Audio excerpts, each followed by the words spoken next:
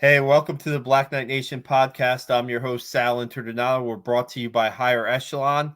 Joe Ross and Higher Echelon have sponsored us pretty much since the jump, and we appreciate them letting us bring you this podcast tonight. It's a recap of Army's 49-7 win over Tulsa, and I have the crew with me, Seth Mendelson and Steve Anderson. We're going to break this down. Before we get to that, check out our website, blackknightnation.com. Seth Mendelson's game story is on there. I wrote a quick story on Connor Finucane and how he got his fifth year. He talked to the media for the first time this season. This week, got that story up there. And there was a podcast. There's an interview with Dane Romero, Army football slotbacks coach, up on our YouTube channel. Check out our YouTube channel. Give us a subscriber. Getting really close to 1,000 subscribers there too. So here we go. But before we start and get everybody's opinion, Noah Short's watching. Noah Short, thanks for watching, Noah. Hey, great game. Another great game. Yeah, and you know what? I talked to Dane Romero about Noah Short on that podcast, and if you want to give it a listen, a lot of good things to say about Noah, great things to say about Noah, and some great plays today. Appreciate you watching, Noah. I'll get you guys' opinions first on the game, just the opening statements, and then we'll go from there. Steve, go right ahead. Yeah, again, coming out of the chute, slinging. Love it when we start games off with a 50-yard bomb and scoring a touchdown through the air. But at the same time, we're beating teams the way we're supposed to be beating teams that we're playing right now. And we're playing really solid football across the board. And I think more than anything, especially my buddies and the guys I talk to who, previous players, we're all seeing the same thing, and this team's pretty special, and it starts with leadership and accountability, and the guys are holding each other to a standard that is phenomenal. So it's really exciting to watch, as an Army fan and then as a previous player for those those seniors and then those leaders on the team. How about you, Seth? Well, I think this was an important game because of what we saw. Army struggled a little bit because of Tulsa with the running game in the late first quarter, early into the second quarter. And as Monken said in the press conference and in talking to me and a couple other guys as he went to the plane, we were banging our heads against the wall trying to get the running game established. So he said, why not try some passing? And they did. And, Daly had 5 consecutive passes, and we threw 5 passes the whole day. 2 of them were touchdowns to Noah, who's joining us today. So that's great. And it showed a different dimension to the Army team that I think will come into play later in the year more and more because, everybody knows Army likes to run the ball. Somebody's going to figure out what to do to stop it. Tulsa did that for a brief moment, and then they went to the passing game, and the passing game opened up the running game in the second half. For Kanye and for Daly, and I think that's a big statement. I was very impressed with that. Forget about everything else. Winning the game, and that was great. Going on the road, winning a game is super important. Army is 4-0 in the AAC in first place. They're halfway home. Now the harder part is coming up, but they're halfway home. Well, just to go off that point, Seth, I just think that it shows just how many different dimensions this team has. The luxury of being able to just be a run first team, and knowing every single week a team's going to show you a different front, or they're going to show you guys moving to try to stop the run. And to be able to rely on 5 for 5, 110, 140, what was it? 140 yards. Yeah. Another 100 day out of Daly. It's so crucial because it gives so many options to the coaching staff to put guys in position to be successful offensively. Another great day defensively. An early touchdown, but I'll tell you what, man, those guys on defense, there's a lot of them, and it's fun watching them play. I mean, it is 100%. Everybody looks like they are going to the football nonstop, so it's a lot of fun to watch. I agree. I'll say this: the play calling has been really good by Cody Worley. I had a fan reach out to me, a longtime season ticket holder, and said he loves Cody Worley's play calling.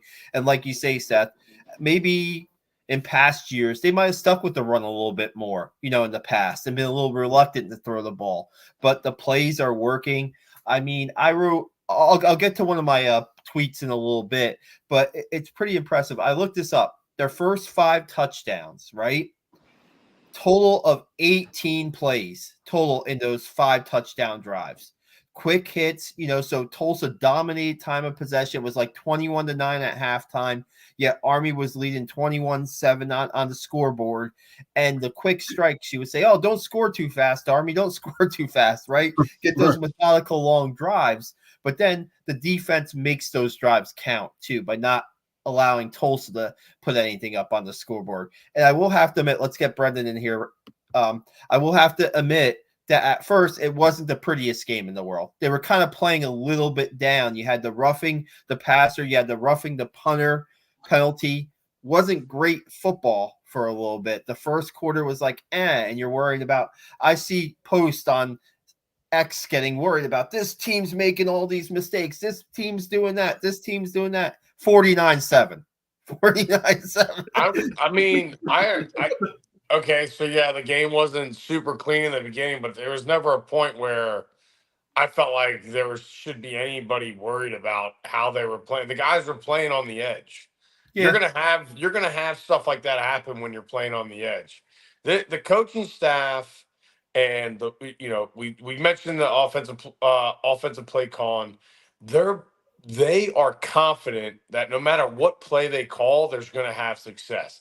Defensively, they are flying around, sending guys off of every edge through the middle, confident that there's going to be plays being made. And look, you're not going to have 0 penalties in a game every single week. So, yeah, the roughing the punter is frustrating because it's such a change of momentum play, but there was never a point where I was like, man, they're playing sloppy or they're, this game's getting away from us. So those guys, I call a little drama queen on those texts or those tweets for sure. Hey, real quick before we get Brendan's thoughts, I was on there on Twitter and saying, come on, this second string quarterback for Tulsa. He runs. That's basically all he does. Why were you leaving the middle of the defense pretty much wide open and he was gaining first downs? I was one of those, quote, naysayers for the first quarter. I was saying, what is going on here? We know what this guy's going to do. He cannot throw the ball. He is taking the snap and he is running. Don't leave the middle of the defense wide open. And that's what happened a couple times. I was getting frustrated. My bad. Let's get to Brendan and his thoughts on the game. Greetings from downtown Phoenixville, PA.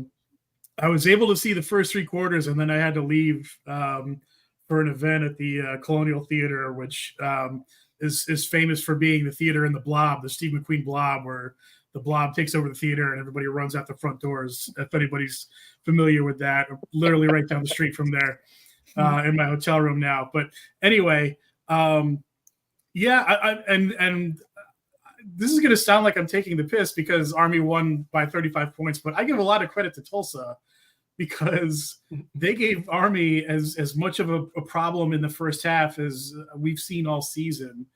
And, ultimately, there's I don't know. Have you guys heard this phrase? It's new to me, but the middle 8, which is essentially the last 4 minutes of the first half and the first 4 minutes of the second half.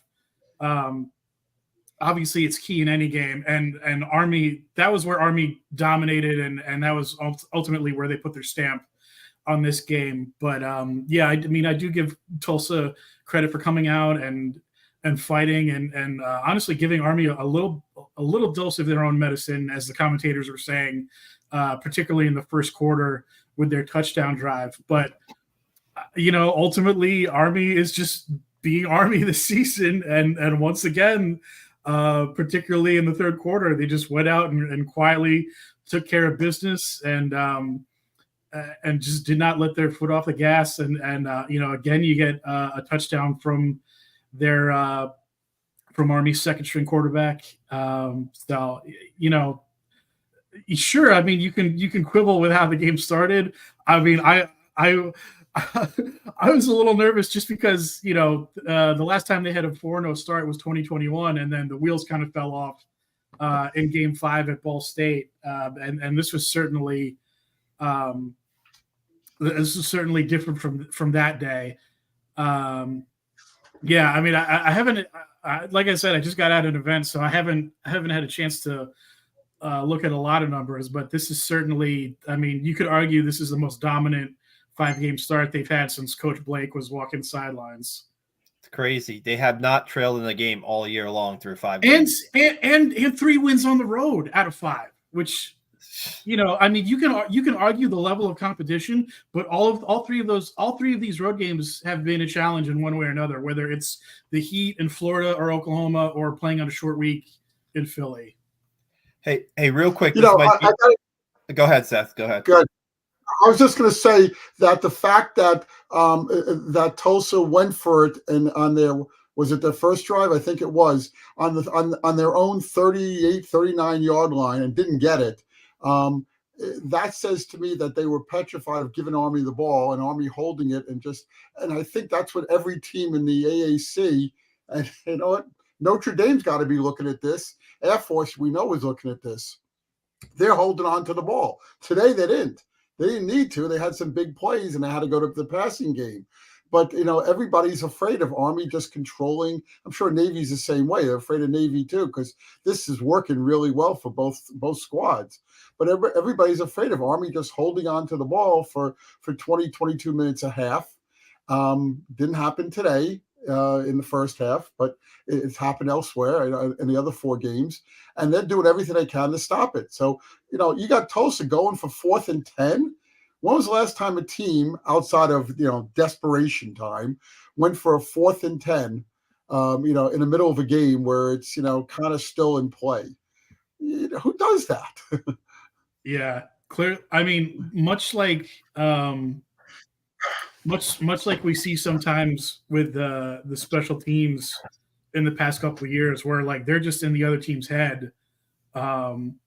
The Army's offensive pace this season is clearly was in the minds of Tulsa, because they were, as you say, they were playing that desperate, and it was a little concerning that Army, to see if Army was going to come back and kind of match that desperation, which ultimately they did. I mean, they just completely overwhelmed them. But I think that may be something to expect the rest of the season.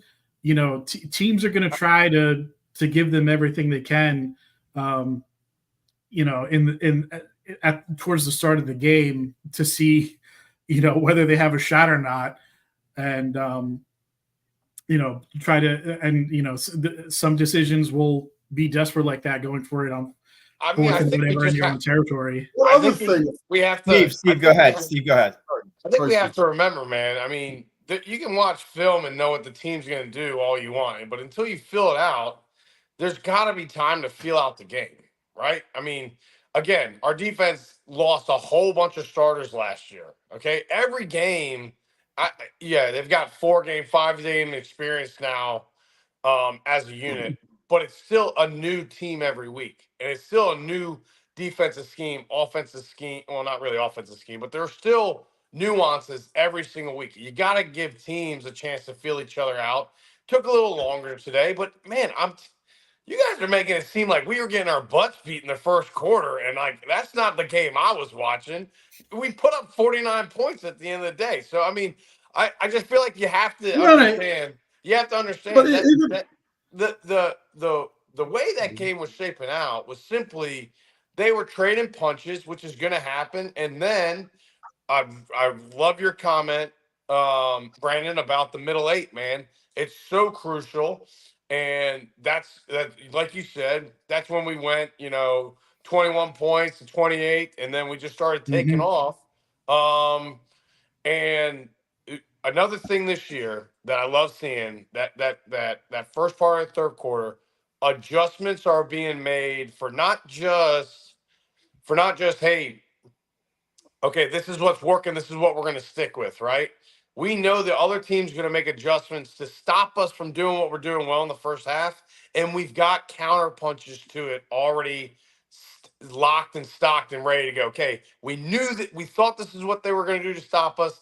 Now here we go. Here's the counter to how they're stopping us, and boom, we're off to the races. That is football 101. I love it. It's one of my favorite things to watch in the second half with this team. Well, I agree with you. They made a big change. One other thing I wanted to point out, do you realize that no team has hit a field goal? I think they only tried one, right? We blocked it. Army blocked it against Rice. One field goal attempt in 5 games. So that's stat of the week right there. It's a great stat. I mean, that says to me they realize that they're not going to be able to stop this Army offense. And they have to get the ball. They have to do everything they can to score touchdowns to stay even with Army. And nobody is. I mean, through 5 games, we got a long season to go. We got, possibly. I mean, before this game, at the rate of our time of possession, teams were only getting the ball 6 times, like total in the game. 7 times total in the game. Like, you don't have time to kick field goals and keep up with 35, 40 points that we're putting up a game. It's not going to work. That's my point. Exactly. Yeah, I mean, that's really what I mean. I'm not saying so much that Army was like getting physically dominated. It's just the mindset of the team. The opponent's coming out and basically saying, we have nothing to lose because, this team is going to like grind out the clock. Well, I'm sure Tulsa was pissed off after getting slapped around last week. And they were like, hey, we don't want that to happen again this week. And they were fired up. And then they realized, oh, this is just a slow chokehold, and we're slowly going to sleep. Yeah, but it's just that the mindset. It's just that the mindset of having nothing to lose, like, trickles down to the play calling where they're going for it on 4th and short and stuff like that. Yeah, Monken told me he felt it was a dog fight. He felt it was. He said to me Seth, he told you that. Yeah, he felt it for the first time this year. He felt they were in a dog fight, not the whole game, but in the first quarter. And to your guys' point, Brendan's excellent point.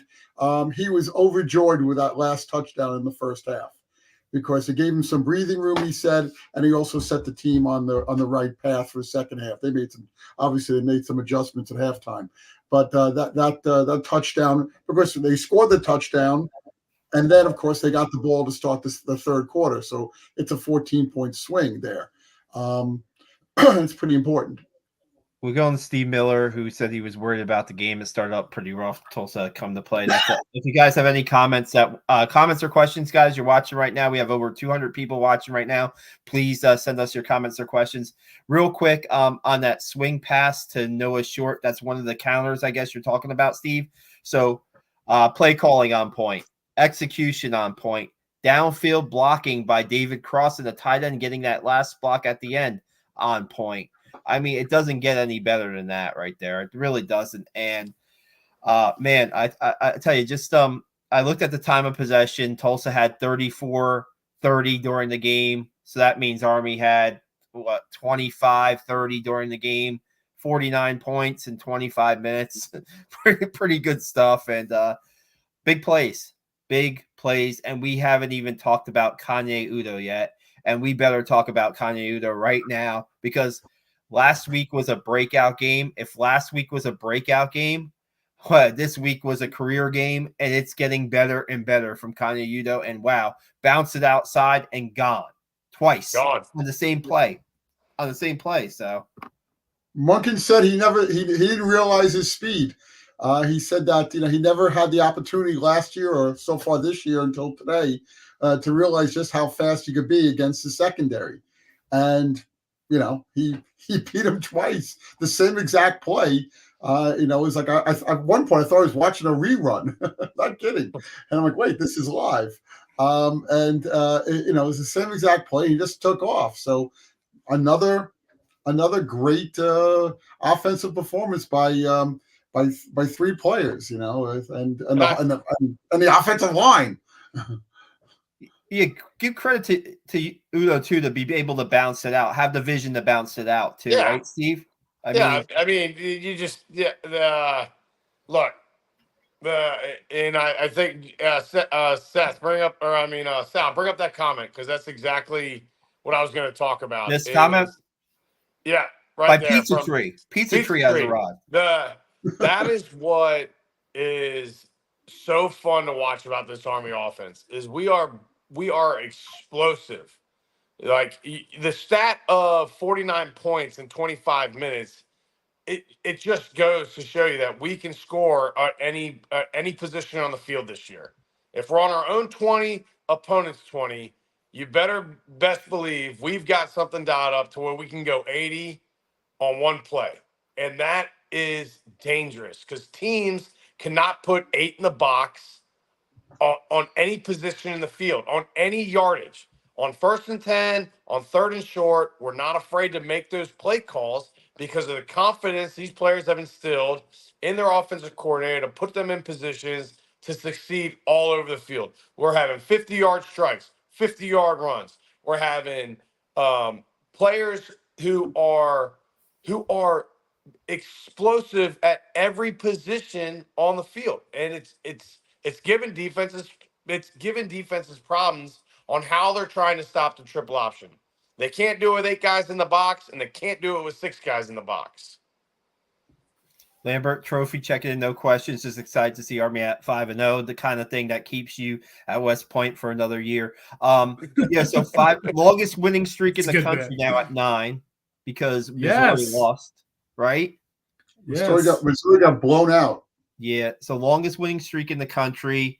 There are only like 15 teams undefeated left in FBS. Army is one of them. There are a couple teams playing as we have this podcast, so that could go down a little bit. And man, just pretty.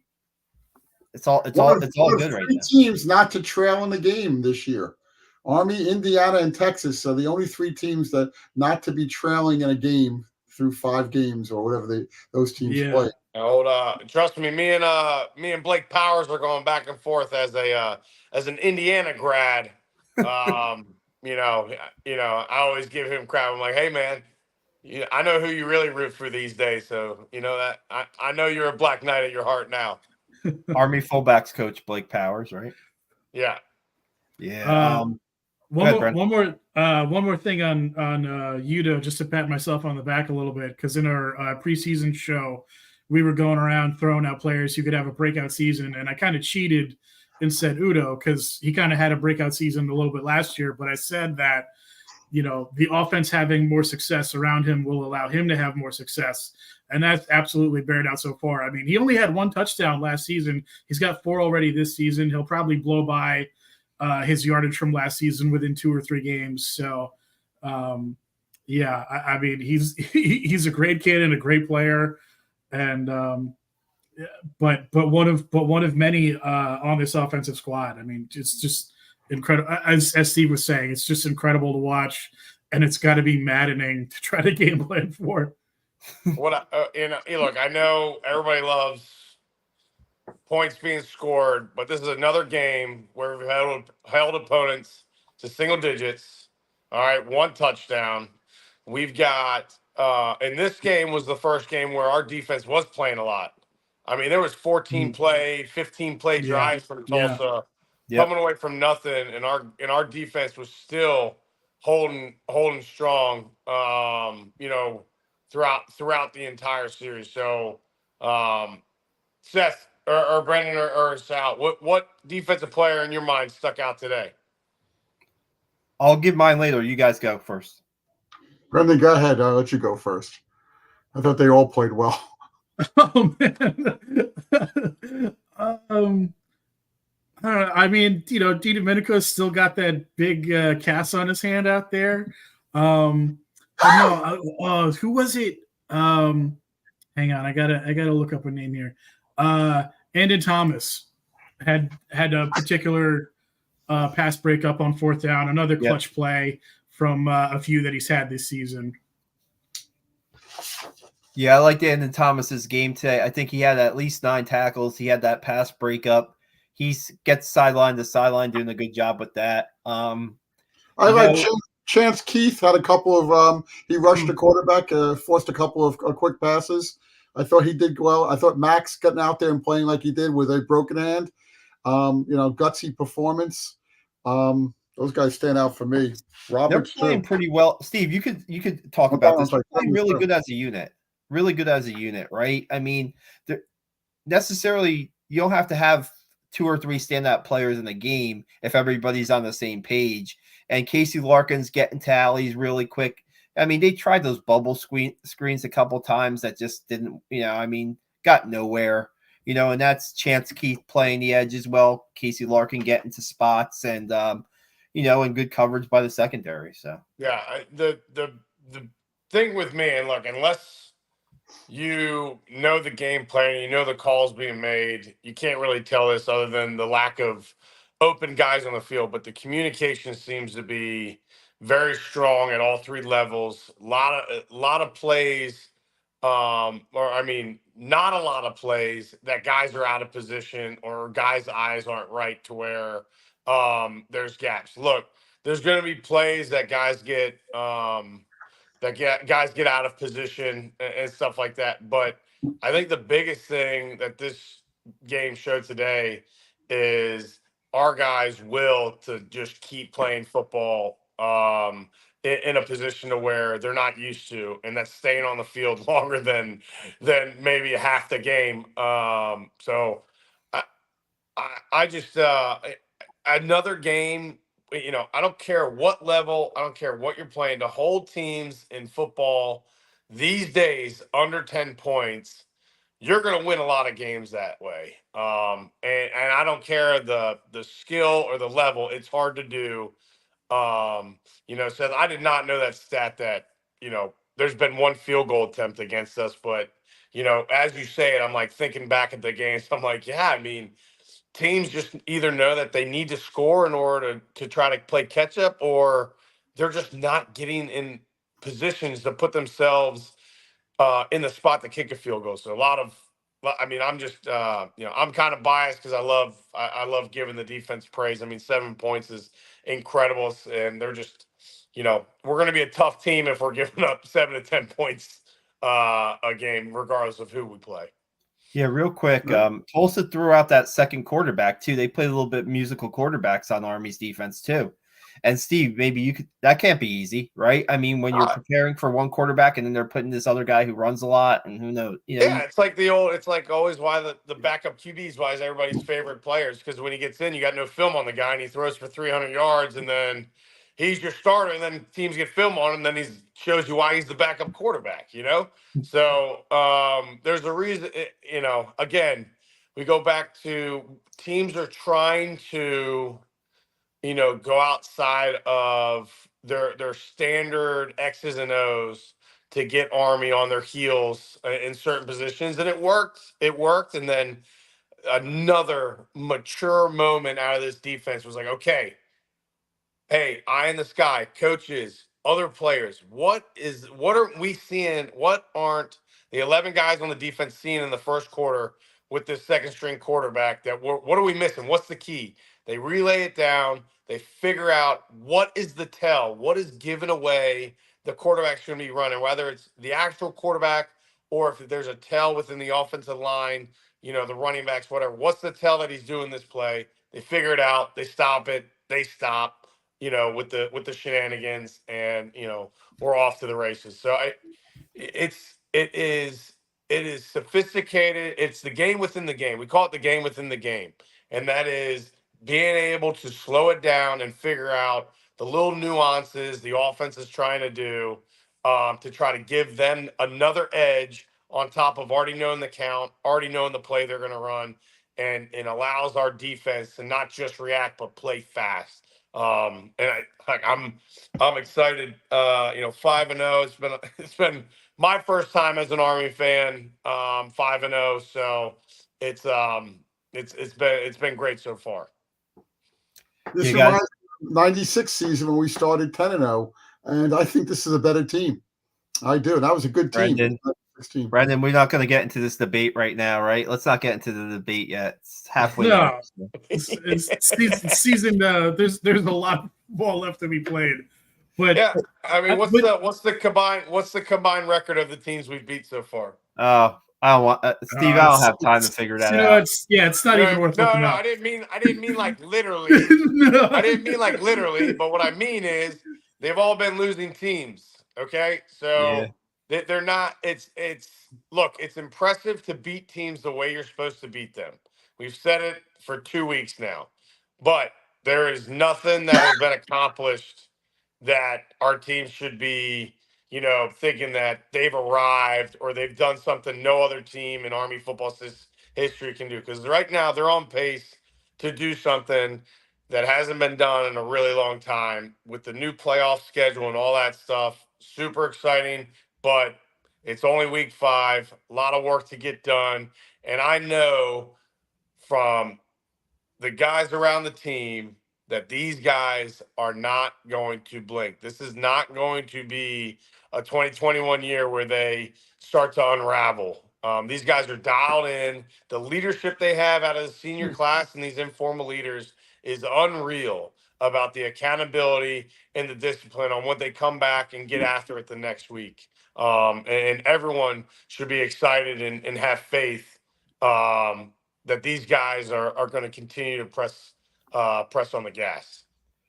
Real quick, 6-16, the combined record of Army's AAC opponents so far, and the best team that Army's faced so far record-wise is Lehigh, who's 3-2.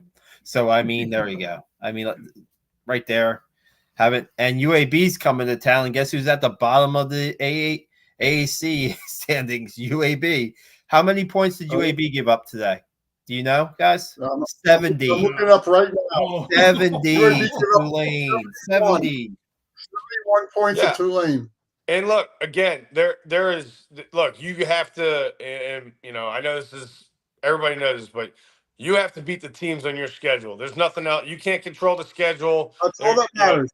Doesn't matter what their record is, because any given Saturday, weird things have happened in football. We just saw Vanderbilt beat Alabama today. So it does not matter. All that matters is that you prepare and you have no regrets on how you prepare for a game every week, because you can do something special for a lot of fans and for each other for each other in that locker room. So it's not going to matter. No one's going to talk about how UAB gave up 70. All those coaches are going to tell them is what UAB did really well and what they've done really well this season. And that's what they're going to be on their toes about all practice long. Yeah, I have to say at the beginning I will just go ahead, Seth. Go ahead, Sam. I'm sorry. No, fine. No, go ahead, Sam. East Carolina gave up 55 points today to Charlotte. That's our second game. That's a game in 2 weeks. So next two teams, 71 and 55. The scoreboard might break at Mikey in the next 2 home games. Who knows? I hope it does. I hope we score 100. It might. Real quick, at the beginning of this game, hey, it's the first quarter, first half. Oh, the first half, they had 85 rushing yards or something like that. And I'm like, okay, there goes the number 1 rushing, ranking in the nation. But then Udoh busts out those 2 big runs. And I'm like, okay, now we're getting closer. I think they ended up with over 300 yards rushing, which is fine. That was like a you got high hopes when you're like, oh, it's fine. We just got over 300. It's fine. That's fine. That's a check it off. That's I don't know. I think we talked about a lot. Anything else you guys want to bring up here? Seth, real quick. I didn't see this during the game, but senior safety Tommy Zatello was injured and was taken away on a stretcher and brought to a hospital. And I don't know. Did Coach Monken have an update after the game? Yes, he did. He said that they're not sure what's wrong, but he was alert. He was moving, all his arms and legs, and they're gonna figure out what happened here. I don't think he knows what happened.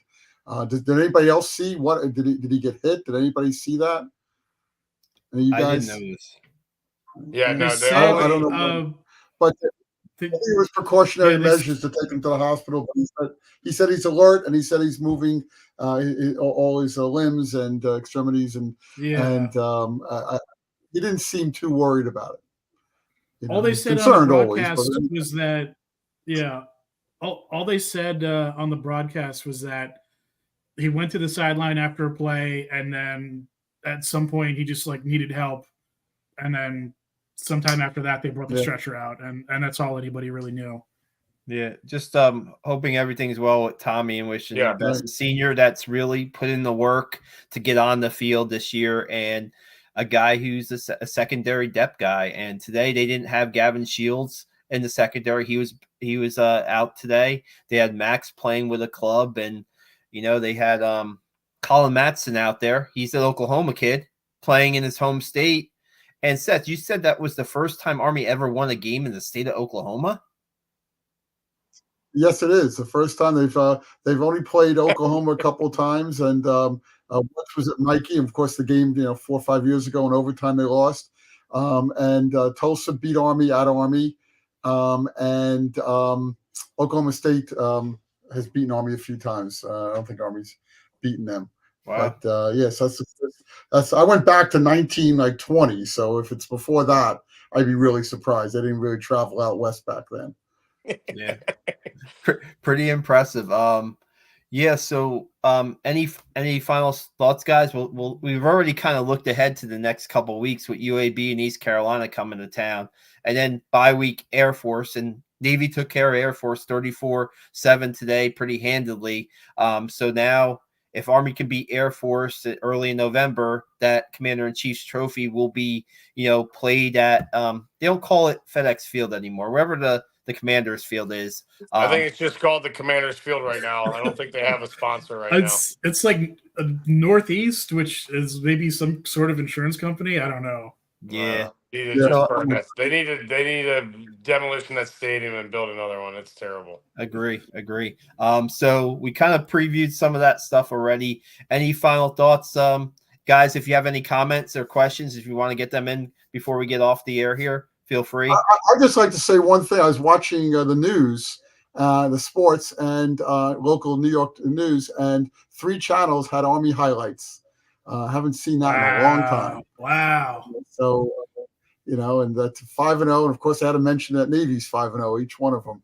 But I thought that was very impressive that the New York media, for the first time in, do you remember the last time outside of the Army-Navy game?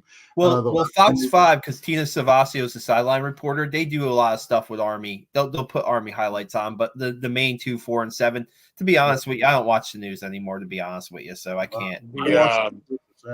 I think for sure is little unsung hero is the AAC commissioner who brings Army to the AAC to give some love and some winning teams to the program, right, or to the conference this year is good. Yeah, real quick, I had a stat. Brendan, you have any final thoughts real quick? Just a couple things. I mean, obviously excited to be 5-0 and 5-0 against the spread this season, which is just ridiculous for a team that runs the offense that Army runs. But also, I mean, I know Navy's also 5-0. I think Army's still a better team right now. Navy doesn't have a defense like Army does, at least not to this point in the season.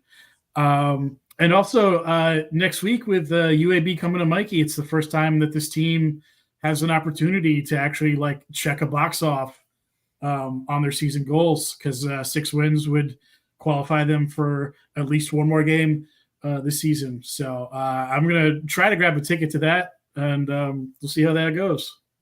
Well said. Bowl eligible on October 12th is a possibility, which is crazy. Real quick, the stat came in from the AAC, Chuck Sullivan, in his notes tonight. Army and Navy won by 25 points or more on the road on the same day for the first time since October 27th, 1956. This is the year of Army and Navy football, and man, if it keeps on going the way it's going, they both have to play Notre Dame, right? So that's interesting. We'll see how it goes. If they're on a collision course, Steve doesn't like me bringing up the AAC championship game right now, so that's my one pop on that. And man, it's shaping up into something special. Really great win, 49-7 Army over Tulsa. They go on the road again. They get another blowout runaway win. The offense, 2 touchdowns each for Bryson Daily, Noah Short, Kanye Udoh. Great game offensively. Defense stepping up 7 points. And guys, check out Seth's story on our website, blackknightnation.com, and check out our coverage across social media, our YouTube channel. Give us a look there. We got some good stuff coming up there too. So, guys, thanks a lot for joining us. Seth, Brendan, Steve, appreciate it. And we'll be back next Saturday for recapping the Army UAB Blazers game. Thanks a lot. Beat 'em. UAB. Good night, guys.